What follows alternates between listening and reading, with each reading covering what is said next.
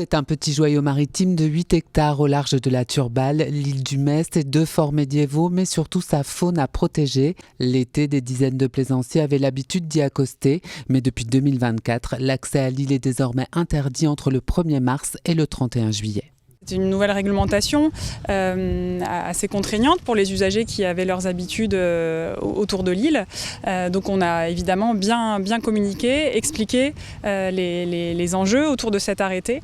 Et ça a vraiment permis, je pense, de participer à l'acceptabilité du projet. Et en effet, cette année, les contrôles ont pu amener à certaines verbalisations.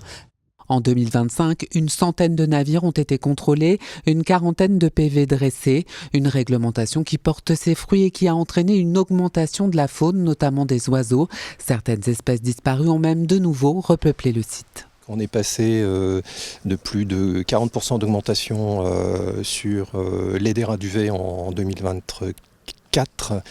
Et on a encore progressé en 2025. Les populations de goélands se sont énormément aussi développées. On est à plus de 50% d'augmentation des effectifs de goélands.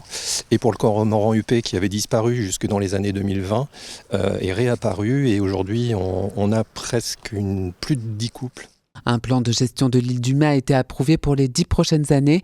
Un bilan des mesures en vigueur sera effectué en 2026.